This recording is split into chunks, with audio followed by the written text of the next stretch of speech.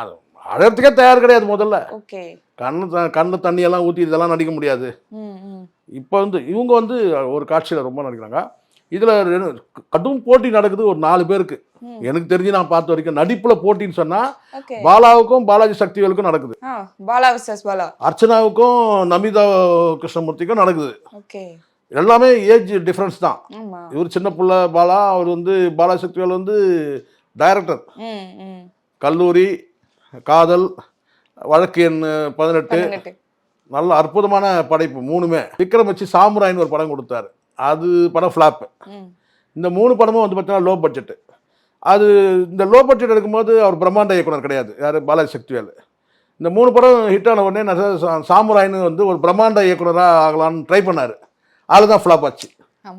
இது கல்லூரின்றது வந்து பார்த்தீங்கன்னா 3 கல்லூரி மாணவிகள், வேளாண் கல்லூரி மாணவிகள் வந்து கொல்லப்பட்ட அந்த ஒரு சம்பவத்தை வச்சு எடுத்தார். காதல் கூட நிஜ கதைன்னு தான் சொல்லி போட்டு டைட்டிலே போடுவாங்க.